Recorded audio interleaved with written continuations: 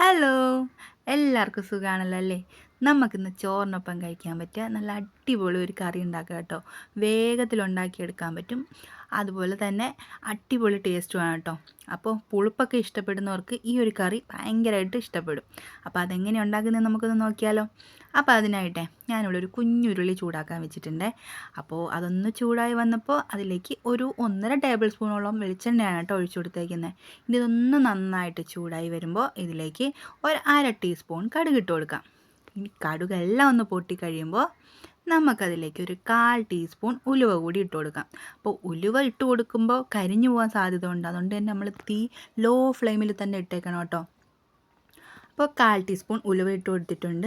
ഇനി നമുക്ക് അതൊന്ന് പൊട്ടി വരുമ്പോൾ അതിൻ്റെ കൂടെ തന്നെ ഒരു 1/2 ടീസ്പൂൺ ചെറിയ ജീരകം കൂടിയാണ് ഇട്ട് കൊടുക്കുന്നത് കേട്ടോ. അപ്പോൾ ഇതൊന്നും കരിഞ്ഞു പോകണ്ട. ഇതിൻ്റെ കൂടെ തന്നെ നമുക്ക് വേഗത്തിൽ തക്കാളി ഇട്ട് കൊടുക്കാം. അപ്പോൾ തക്കാളി ഞാനിവിടെ ഒരു 2 വലിയ തക്കാളിയാണ് എടുത്തിട്ടുള്ളത്. അപ്പോൾ നിങ്ങളിൽ ചെറുതാണെങ്കിൽ ഒരു 3 4 ഒക്കെ എടുക്കാം കേട്ടോ. അപ്പോൾ ചിലപ്പോൾ 3 മതിയാവും. അപ്പോൾ അവരവർക്ക് എത്രയാണോ വേണ്ടത് അതിനനുസരിച്ച് നമുക്ക് ഇട്ട് കൊടുക്കാം. പിന്നെ എരിവിന് ആവശ്യത്തിന് പച്ചമുളക് ഇട്ട് കൊടുക്കാം. ഞാനിവിടെ 2-3 പച്ചമുളക് ഇട്ട് കൊടുത്തിട്ടുണ്ട്. നിങ്ങൾക്ക് എരിവ് കുറച്ച് മതിയെങ്കിൽ അതിനനുസരിച്ച് ഇട്ട് കൊടുക്കാം കേട്ടോ. പിന്നെ ഒരു 4-5 വെളുത്തുള്ളിയും കൂടി ഇട്ട് കൊടുക്കുന്നുണ്ട്. ഇനി നമുക്ക് എന്താ വേണ്ടതെന്ന് വെച്ച് കഴിഞ്ഞാൽ ഈ തക്കാളി നന്നായിട്ട് തന്നെ ഒന്ന് വെന്ത് കിട്ടണം കേട്ടോ. അപ്പോൾ അതുവരെ നമുക്കിതുപോലെ ഒന്ന് ഇളക്കി കൊടുത്തൊന്ന് വേവിച്ചെടുക്കണം. അപ്പോൾ ഇതിൻ്റെ കൂടെ തന്നെ ഞാൻ പാകത്തിനുള്ള ഉപ്പ് ഇട്ട് കൊടുക്കുന്നുണ്ട്. അപ്പോൾ നമുക്ക് പാകമാണോ അല്ലേ എന്നൊക്കെ ലാസ്റ്റ് നമുക്ക് ടേസ്റ്റ് ചെയ്ത് നോക്കിയിട്ട് പറയാം. ഇപ്പോൾ എന്തായാലും കുറച്ച് ഉപ്പ് ഇട്ട് കൊടുത്തിട്ടുണ്ട് കേട്ടോ. ഇനി നമുക്കിത് നന്നായിട്ടൊന്ന് ഇളക്കി കൊടുത്തതിന് ശേഷം ഇതൊന്ന് അടച്ച് വെച്ചിട്ട് വേവിക്കാം. അപ്പോൾ തീ മീഡിയം ഫ്ലെയിമിലിട്ട് നമുക്കിതൊന്ന് വേവിച്ചെടുക്കാം കേട്ടോ. അപ്പോൾ അടച്ച് വെച്ചേക്കുമ്പോൾ അതുപോലെ അങ്ങ് അടച്ച് വെച്ചിട്ടങ്ങ് പോവരുത്. ഇടയ്ക്കിടയ്ക്കൊന്ന് തുറന്ന് നമുക്കൊന്ന് ഇളക്കി കൊടുക്കാം കേട്ടോ. കാരണം അടി പിടിക്കാൻ പാടില്ലല്ലോ. അടി പിടിച്ചിട്ടൊന്നുമില്ല, കണ്ടില്ലേ? ഒന്നും പിടിച്ചിട്ടൊന്നുമില്ല. എന്നാലും ഇടയ്ക്കിടയ്ക്കൊന്ന് ഇളക്കി കൊടുക്കണം. അപ്പോൾ ഇതിപ്പോൾ നന്നായിട്ട് വെന്തിട്ടില്ല കേട്ടോ. അപ്പം നമുക്ക് ഒന്നും കൂടി ഒന്ന് അടച്ച് വെച്ചിട്ട് വേവിക്കാം. അപ്പോൾ ഇതെന്താ സംഭവം എന്ന് വെച്ച് കഴിഞ്ഞാൽ തക്കാളിയും മോരും കൂടി ചേർത്തിട്ടുള്ള ഒരു കറിയാണ് കേട്ടോ. അപ്പം ഞാൻ മുമ്പ് എവിടെയോ കണ്ടിട്ടുള്ളതാണ്.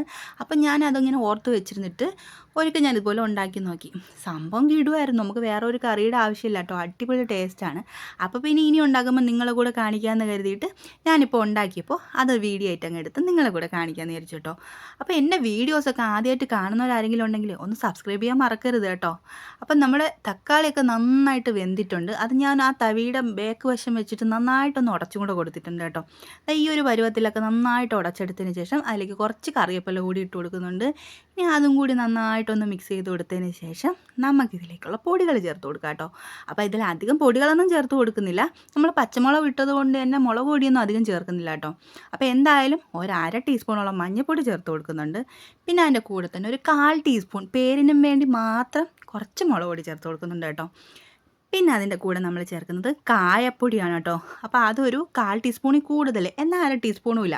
ആ ഒരു രീതിയിലാണ് ഞാൻ ഇട്ട് കൊടുത്തേക്കുന്നത്. അപ്പോൾ അതൊക്കെ അവരോരോ എന്താ പറയുക ടേസ്റ്റിനനുസരിച്ച് ചേർത്ത് കൊടുക്കാവുന്നതാണ് കേട്ടോ.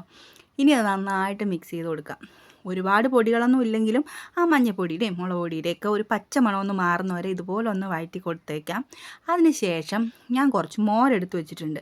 നല്ല കട്ട തൈരായിരുന്നു. അതിൽ കുറച്ച് വെള്ളം കൂടി ഒഴിച്ചിട്ട് ഒന്ന് നന്നായിട്ട് മിക്സ് ചെയ്തതാണ്. ഒരുപാട് വെള്ളം ഒഴിച്ച് ലൂസാക്കിയിട്ടില്ല. ചെറുതായിട്ട് വെള്ളം ഒഴിച്ച് ഒരു മോരാക്കി വെച്ചിട്ടുണ്ട്.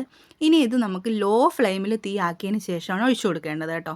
ഇനി അത് നന്നായിട്ടൊന്ന് ഒഴിച്ചു കൊടുത്തതിന് ശേഷം, ഒഴിച്ചു കൊടുത്തതിന് ശേഷം നന്നായിട്ടൊന്ന് ഇളക്കി കൊടുക്കാം കേട്ടോ. അപ്പോൾ ഇത് ഇളക്കി കൊടുക്കുന്ന സമയത്ത് തീ ലോ ഫ്ലെയിമിൽ തന്നെ വെക്കണം. ഇല്ലെങ്കിൽ പെട്ടെന്ന് എന്താ പറ്റുക, തൈരല്ലേ പിരിഞ്ഞു പോവും. തൈര് അധികം ചൂടാക്കാൻ പാടില്ലല്ലോ. അപ്പോൾ ഈ ഒരു സമയം നമ്മൾ ഉപ്പൊന്ന് ഉണ്ടോ ഇല്ലയോ എന്നൊന്ന് നോക്കണം കേട്ടോ. ഞാൻ കുറച്ച് നേരത്തെ ഇട്ടിട്ടുണ്ടായിരുന്നു. അപ്പോൾ ഞാനിപ്പോൾ നോക്കിയപ്പോൾ ഉപ്പ് കുറവായിട്ട് തോന്നി. അതുകൊണ്ട് തന്നെ ഈ സമയത്ത് കുറച്ചുകൂടി ഉപ്പിട്ട് കൊടുക്കുന്നുണ്ട്. ഇനി ഇതെന്താ, വേറെ ഒന്നുമില്ല. ഇതൊന്ന് മിക്സ് ചെയ്ത് കൊടുത്തതിന് ശേഷം നമുക്കിത് തീ അങ്ങ് ഓഫ് ചെയ്യാം. കാരണം ഇത് തിളപ്പിക്കണ്ട. അപ്പം നിങ്ങൾക്ക് എൻ്റെ വീഡിയോസ് ഇഷ്ടപ്പെടുകയാണ്, ഉപകാരപ്രദമായിട്ടൊക്കെ തോന്നുകയാണെന്നുണ്ടെങ്കിൽ ഒന്ന് ലൈക്ക് ചെയ്യാനൊന്നും മറക്കരുത് കേട്ടോ. എന്തെങ്കിലും അഭിപ്രായം ഉണ്ടെങ്കിൽ അത് കമൻ്റായിട്ട് രേഖപ്പെടുത്തുകയും ചെയ്യാം. അപ്പോൾ ഓക്കെ.